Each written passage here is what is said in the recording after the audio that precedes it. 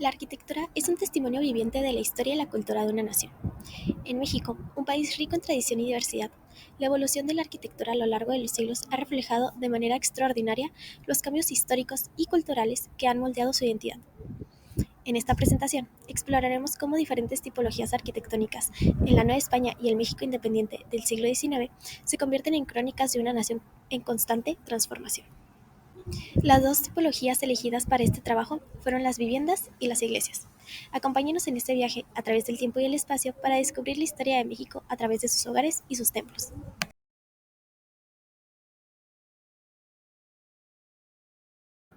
La evolución de la arquitectura civil en la Nueva España y el México independiente del siglo XIX refleja un proceso de cambio que abarca desde la arquitectura colonial hasta la arquitectura neoclásica.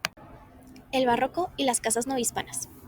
Durante el siglo XVII, la Nueva España estaba bajo control del Imperio Español, que imponía su estilo arquitectónico y religioso en las colonias. De igual forma, la Iglesia Católica desempeñó un papel fundamental en la vida de la Nueva España, y las casas novohispanas a menudo incluían capillas privadas y símbolos religiosos en ellas. Por último, el barroco se manifestó en las fachadas ornamentadas y detalles exquisitos, lo que reflejaba la riqueza y el poder de las élites coloniales. Casa de los Azulejos. Construida en 1596, esta casa es un ejemplo icónico del barroco novohispano. Su fachada está cubierta de azulejos pintados a manos, que le dan su nombre.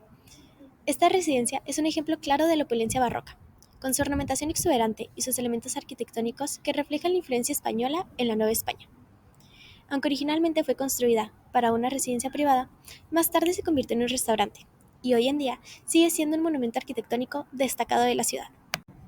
Palacio de los Condes de Santiago de Calimaya. Fue reconstruido totalmente en 1777 por uno de los más importantes arquitectos del barroco en la ciudad, don Antonio de Guerrero y Torres. El edificio tiene dos plantas y está revestido de tesontle, una piedra volcánica de color rojo. La fachada del palacio es de estilo barroco y se destaca por su ornamentación y detalles decorativos. En dicha fachada se pueden observar unos rostros tallados en piedra, el cual se presume que fueron colocados por los indígenas que trabajaron en la construcción. Bueno, ahora vamos a hablar un poquito sobre la arquitectura del México independiente. Primero que nada está la independencia de México. El siglo XIX comenzó con la independencia de México en 1821, lo que marcó un cambio significativo en la dirección política y cultural del país. Después existió la influencia europea, la cual la arquitectura se alejó del estilo colonial y se inclinó hacia tendencias europeas, buscando modernidad y sofisticación. Luego tenemos el Porfiriato, que fue de 1876 a 1911. Bajo la presidencia de Porfirio Díaz, vio un periodo de estabilidad y crecimiento económico, lo que se reflejó en la arquitectura de la época. Palacio de Minería. Bueno, este edificio es diseñado por el arquitecto español Manuel Tolsa y se construyó entre 1797 y 1813. Tolsa fue un destacado exponente del neoclasicismo aquí en México, y este edificio está reflejado a este estilo arquitectónico, ya que cuenta con una fachada en la cual se presentan columnas dóricas en la parte superior y jónicas en la inferior, resaltando la influencia clásica, así como también se resalta el frontón triangular que agrega un toque al edificio. En el interior se encuentra una serie de espacios elegantes y detalles ornamentales, incluyendo murales y frescos en el Teatro de la República. Ok, ahora hablemos sobre el Hospicio Cabañas. Este edificio fue originalmente construido en el siglo XIX, durante la época colonial, como un hospicio para albergar y cuidar a huérfanos, ancianos y personas desamparadas.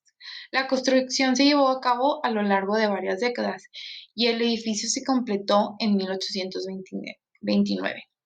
El edificio fue diseñado así también por el arquitecto español Manuel Tosa, que como ya vimos también diseñó el Palacio de Minería en la Ciudad de México. El Hospicio Cabañas es un impresionante ejemplo de arquitectura neoclásica, ya que tiene un diseño simétrico, columnas dóricas y una cúpula central.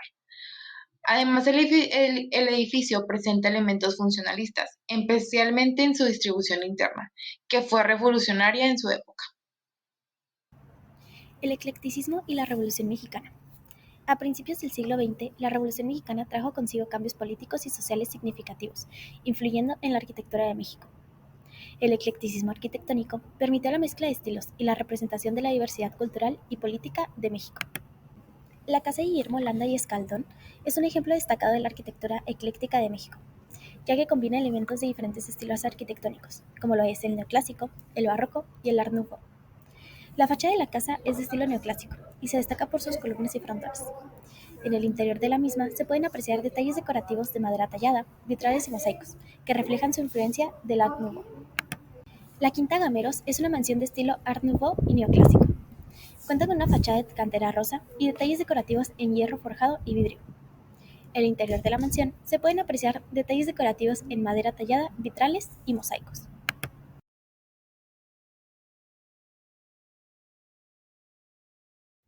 La evolución de las iglesias en la Nueva España refleja cambios significativos en términos de su papel social, su papel en las influencias políticas, en la relación del proyecto de vida nuevo hispano y del México independiente, y esto lo podemos ver mediante su arquitectura. Vamos a hablar sobre el periodo novohispano en la iglesia. El centro de poder y organización social, como ya sabemos, la iglesia estaba altamente organizada y ejercía una gran influencia tanto en la esfera espiritual como en la temporal. La moralidad y educación, la iglesia tenía la responsabilidad de la administración e instituciones educativas y de difundir los valores católicos entre la población. Y por último, parte del proyecto de vida nuevo hispano, la iglesia católica estaba vinculada al proyecto de vida nuevo hispano, siendo una clave en la estructura social y cultural de este periodo. Ahora vamos a hablar sobre el México independiente. La separación de iglesia y Estado juega un papel muy importante. Se promulgó una legislación que limitó el poder de la iglesia en asuntos políticos y sociales. Continuamos con la desamortización de bienes, lo cual implicó la redistribución de propiedades de la iglesia y tuvo un gran impacto económico y social. Y por último, esto nos lleva al conflicto entre iglesia y Estado. Se produjo una tensión entre la iglesia y pues, el Estado, especialmente durante el periodo de las leyes de reforma en la década de 1850. Esas leyes buscaban reducir la influencia de la iglesia en la sociedad y limitar sus propiedades. Continuando con México independiente, la aparición de nuevas creencias y culturas también juega un papel importante. Y por último, la influencia continúa en la cultura, a pesar de la tensión y cambios de la Iglesia Católica, continuó siendo una fuerza importante en la vida cultural de México. La fe católica sigue siendo una gran parte integral de la identidad mexicana y pues creo que hasta nos ha llegado hasta nosotros. Vamos a continuar con la evolución estilística. La evolución estilística de las iglesias de México desde el barroco hasta el electricismo refleja la influencia de diversas corrientes artísticas y contextos históricos y pues vamos a presentar algunos de ellos. Ahora vamos a hablar sobre el barroco. La Iglesia Católica juega un papel muy importante en esta época, desempeñó un papel fundamental en la vida social, cultural y política del país. Este estilo tiene varias características fundamentales como la ornamentación rica y detallada con estuco y elementos dorados, frecuente uso de columnas salomónicas, grandes cúpulas y torres con detalles decorativas. Algunos ejemplos son la Catedral Metropolitana de la Ciudad de México, que se fundó en 1570, y por último la Iglesia de Santo Domingo de Oaxaca, que su fundación fue en 1608.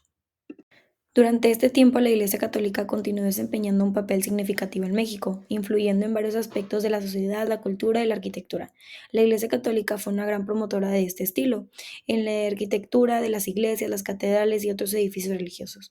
Este estilo se caracteriza por su ornamentación excesiva, con detalles tallados en madera, estatuas, relieves y elementos decorativos muy elaborados. La Iglesia utilizó este estilo para exagerar la majestuosidad y la riqueza de la fe católica. Algunos ejemplos son la Capilla del Rosario en Puebla, que se inauguró en 1960, y la iglesia de Santa Prisca en Taxco, entre el año 1751 y 1758. Bueno, ahora vamos a hablar sobre las iglesias en el periodo neoclásico. Bueno, si nos basamos un poquito sobre las características claves de estas iglesias, es que la inspiración de esta arquitectura era la arquitectura clásica, con líneas más simples y más simetría. Se utilizaban mucho las columnas corintias y los frontones y no había tanta ornamentación en comparación a otros estilos anteriores. Bueno, y uno de los ejemplos aquí en México es la Catedral de Morelia, que fue fundada el 6 de mayo de 1660. y el templo de San Felipe Nert en Guanajuato. Esta fue finalizada en 1765. Ahora el romántico y el neogótico. Bueno, las características claves es que había un énfasis en los elementos góticos y medievalistas.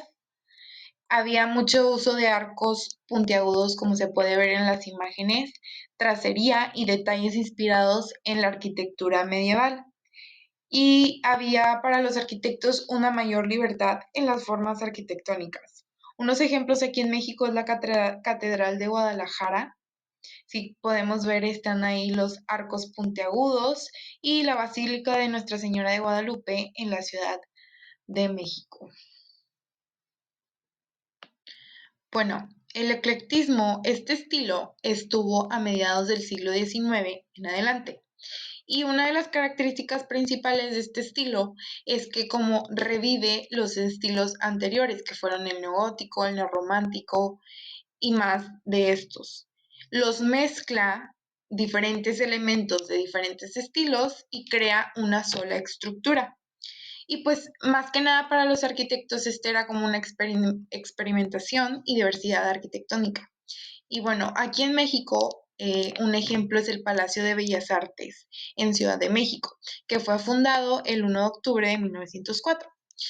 Y otra iglesia es la de la iglesia de Nuestra Señora de Guadalupe, que fue fundada el 29 de enero de 1912. Bueno, después de haber analizado cada uno de estos estilos, comparando entre iglesias y viviendas, vimos cómo la evolución de las iglesias y viviendas en la Nueva España y México independientemente refleja la transición de un periodo colonial fuertemente influenciado por la Iglesia Católica a un periodo de independencia y cambios sociales y políticos que llevaron a la separación gradual entre la Iglesia y el Estado. Aunque la influencia de la Iglesia disminuyó en ciertos aspectos, su impacto cultural y social perduró a lo largo del siglo XIX y más allá.